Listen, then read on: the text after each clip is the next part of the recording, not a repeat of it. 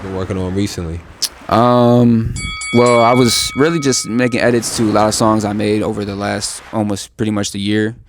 I have this one project because I like to do this thing where I'll drop most of my music on streaming platforms, but I'll do some things for like SoundCloud only. Okay. You know what I mean? So I did like a whole project on SoundCloud, and called Cloud Files Part 1, and it's strictly only on SoundCloud. One of the songs made it to streaming because people just wanted it on there. But I'm thinking about doing another one of those, mostly just features and songs I have sitting around.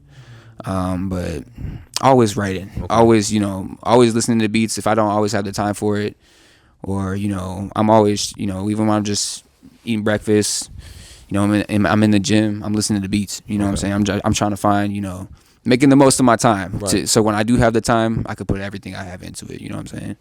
But yeah, always working. Yeah, always working. What do you think the next 12 months look like for you? Like if somebody that's a fan of your music, fan of the work that you're doing, if they were to, sometimes at the beginning of the year, they'll put out like all the different movies that's coming out or all these different things. What some of the things that people can sort of look for you in the next 12 months? Well, this interview, but definitely probably another EP or two. Okay. I like to drop like 2 to 3 songs at a time. I feel like one isn't enough, and the whole album at this stage in my career is kind of counterproductive.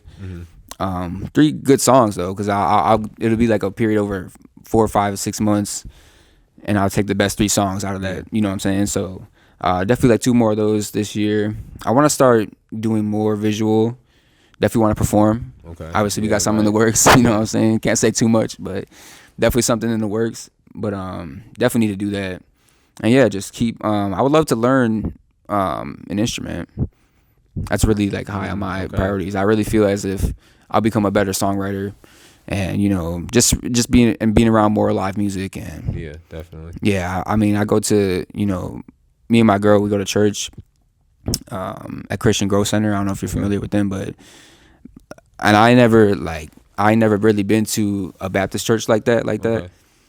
But when I first went there and I felt that musicality, like it did something to me, bro. I was like, I see why they say certain artists grow up in the church or something, because like even the music, like it gave me a whole new perspective. And there's so many talented musicians and instrumentalists, and even my girl's mom, she plays the organ. It's like, and she can play the piano. My girl can sing. Like I have a lot of things at my disposal I could utilize, and people that would be willing to help me learn these instruments. So I'm definitely trying to, definitely learn an instrument this year. Okay. I don't know if y'all see anything, because I won't be that crazy yet. Maybe in 24 months when I pop out with a random guitar solo, that would be crazy. But I definitely this year, definitely some visuals, a performance, at least 1, and 2 EPs for sure. For sure. I've been, as I've been having these conversations with different artists, one of the things I've really been trying to do is sort of create this platform where different people can get introduced to other artists. And I think that, I can't remember where I seen this at, but it was somebody who was speaking about how some artists, you're drawn to the artist because, you enjoy their music and you enjoy the things that they create. And other artists, you hear the interview or you hear them talk and you like their personality, and then that makes you go listen to their music. And then, you're more likely to enjoy their music now because you enjoy them as a person. And I do think that that sort of is a thing that can really happen, where somebody can just hear you talking in a clip or hear you talking in a conversation, and it can make them be intrigued as to what it is that you're creating and what your art sounds like, and it can make them even more likely to enjoy the music and enjoy what you're creating because they're already sort of introduced to you and the ice has sort of been broken already.